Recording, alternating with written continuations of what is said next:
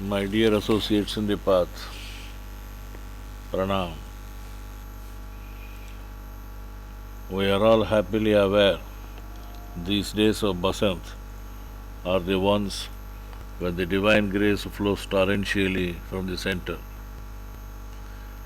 We have been and continue to be in an ocean of bliss since the start of the celebration.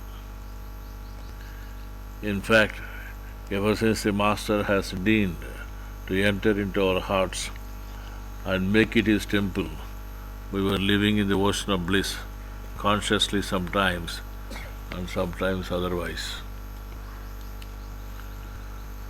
We all entered into his fold by making a conscious decision before we started the spiritual journey.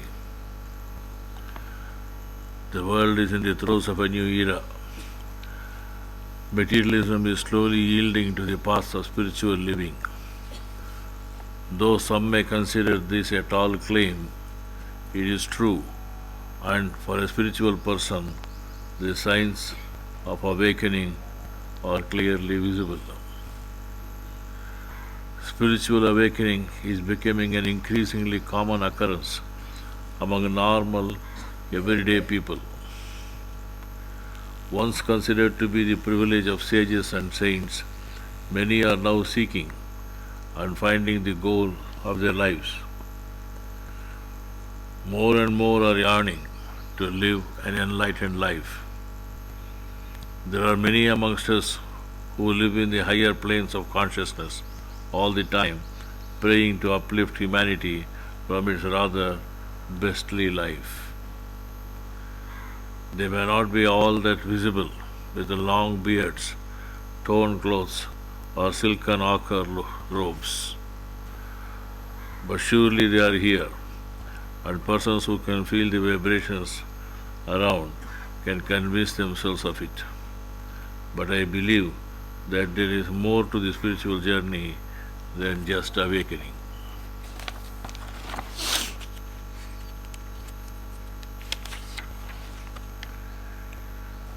Along the way to that ultimate goal, we have the chance and the choice to evolve both our souls and our human selves.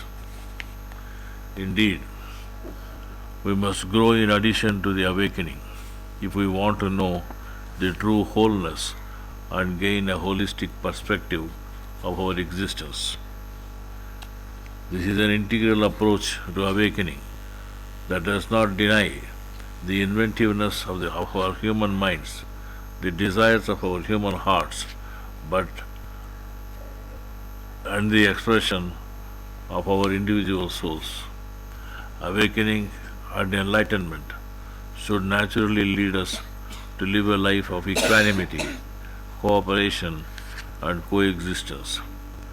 Exploitation of other beings on earth based on distinctions which are totally ill-conceived shall end, and we should feel the beloved all through. Master sings that all sing Ram Ram, but I sing, O beloved, beloved. It has been our sincerest desire to follow the path of the Master and evolve, cracking the sheaths of egoism and opening up the realms of identity, and finally reach the root of all existence. The call of the Master is too great, and we all girded up our loins to make and like mighty courageous lions, all following the regal footsteps of the Master. Though our base stations appear to be different, by undertaking sadhana in the true spirit, we can and we do become more conscious of the journey to infinity we have entered upon. The call of the Master, when he asked us to follow the ninth commandment, namely mold your living so as to rouse a feeling of love and piety in others, when sincerely followed, makes us feel that we need not wait for awakening to happen, to transform us. In reality, when we choose any thought, feeling, belief, habit, or deed that is just a little more noble, a little higher than the ones we had before, we increase our consciousness just that much. And increased consciousness moves us that much faster and farther along the path. Ultimately, the spiritual journey is a journey of shifting from a life that is quite unconscious to a life lived in full consciousness. It's all about living more fully, more purposefully, and more joyfully along the path of awakening. This is a journey of moving from darkness to light, from suffering to acceptance, from judgment to allowing, from insignificance to significance, from disease to wholeness, and from separation to unity.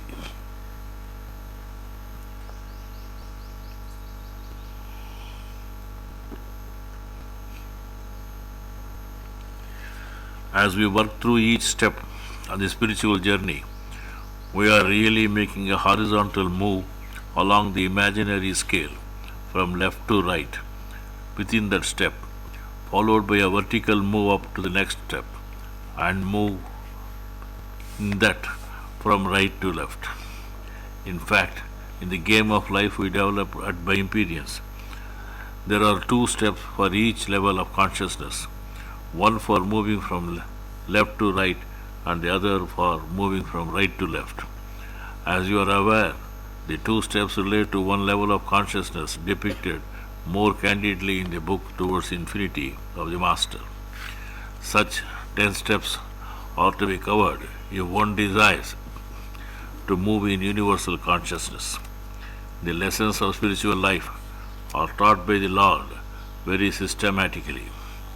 As my trainer and father put it, he loves us so much that every opportunity is provided for us to grow. When we ask for strength, he provides us difficulties to make us strong. When we ask for prosperity, he gives us the brain and brawn to work. When we ask for courage, he causes danger to overcome. When we ask for love, he sends us troubled people to help.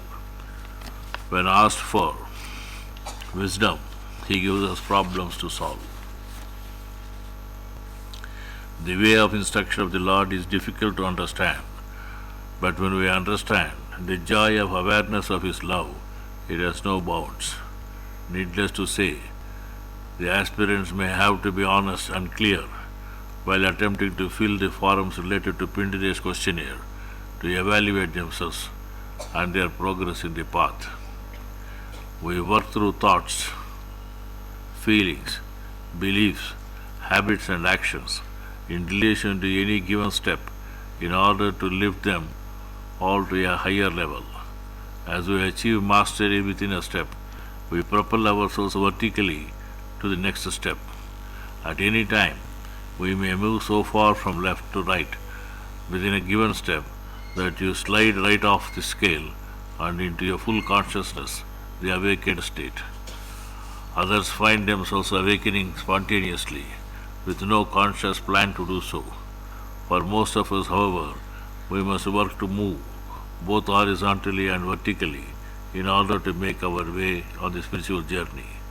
However, while moving left to or right, we find ourselves blocked with no light in sight. Dependence on the Master is the only course of action we have, and the Master is ever ready to lead us on the path. You must be feeling not comfortable hearing this, as the situations in real sadhana are not all that simple, and we are faced with messy situations often in our sadhana.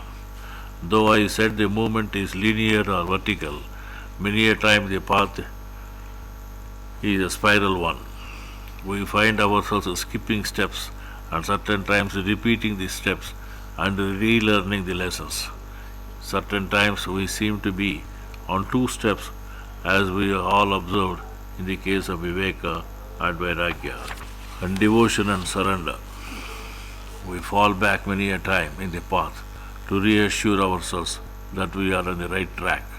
Sometimes we seem to move two steps forward to fall back by a step or three to relearn the lessons of spiritual life. It is important to remember that all human souls are on the same journey in order to remember our identity.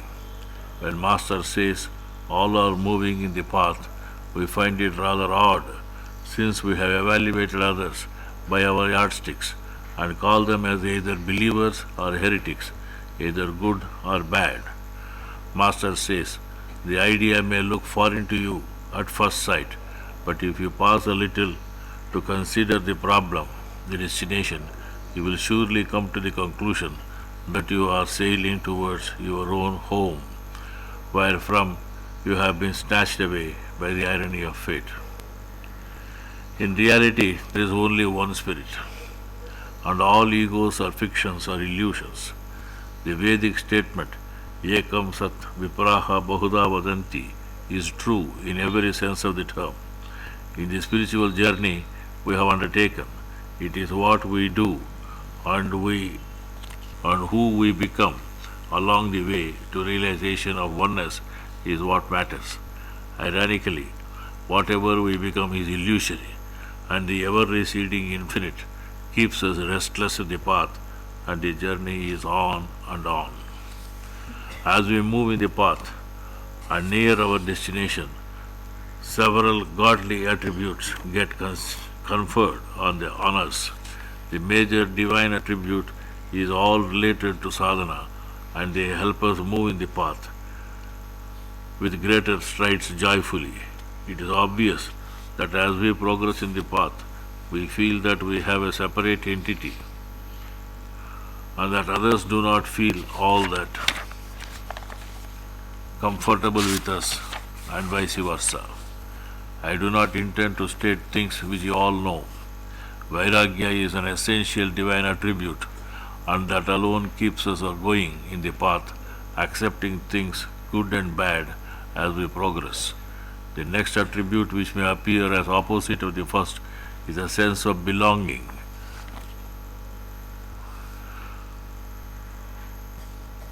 Or trying to fit in and love and to be loved. This is real Viveka, and here we learn the real meaning of our life. With a mixture of these basic spiritual qualities, we start feeling a sort of identity for ourselves, and an awareness of selfhood starts getting expressed. Cooperation of inferior type starts, where our advantages are also weighed while cooperating with others. The pseudo self starts expressing itself, rebellious at natures, and tries to make changes in the circumstances and environment. Naturally, this is met with relatively less success or many a time total failure. Then mutual dependence gets understood. Such a situation naturally compels us to change our belief systems, and we start developing compassion towards other clusters of entities or beings around us. Communion among the entities starts while previously only communication was obtaining. Then we arrive at the stage of confidence and strength, and consequent authenticity of being devoted to the pursuit of the path. Love and devotion to the path and the goal gains importance over and above our own progress and courage. All this, it may be easily understood, is the offshoot of companionships and camaraderie which is had in satsangs and other gatherings. Though we are all in search of the goal, and however steadfast we are in the path, we feel lost and face crisis or find ourselves in search of the real guide. Dependence on the guide, which was but nominal in the beginning, throws out many sprouts, demanding constant wetting and pruning. Surrender to Master really develops at this stage. Only until this stage, whenever we use the word surrender, it is simple loquaciousness only. The real Master then connects us to the Lord, and we yield to His will in every sense. Our life breathes then, O Lord, it is not my will, but Thine alone will be done. Prior to arriving at this condition, it would be considered as precarious abnegation. In the earlier stages, surrender is Thy will is fine, so long as it is in my interests. Once we have arrived at this stage, there is not even an iota of doubt about the all-pervasive care of the Divine in our life and being. Wounds of life in the physical, vital, intellectual, and supra-rational levels all get healed due to the tender care and loving concern of the Master to his banda or slave. Then we start sharing the divine work with the Master, and this happens when our intuition levels open up and we start finding an inner purpose of our being. We start guiding others with confidence in the Master and the thoroughness that comes along with such a faith.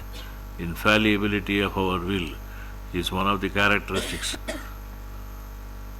though such infallibility is only in the realm of service-oriented activities.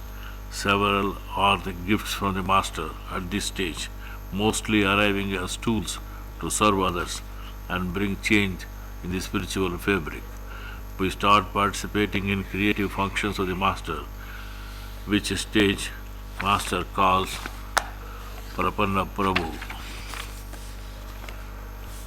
Then happens transmutation, where we start mastering spiritual powers, laws, and forces of the source. Then there is no awareness of the petty self, and it is the entire Master and his realm. That is the realm of unity, and we can say we are awakened, enlightened in the now or present. Here we are neither this nor that. Pranam.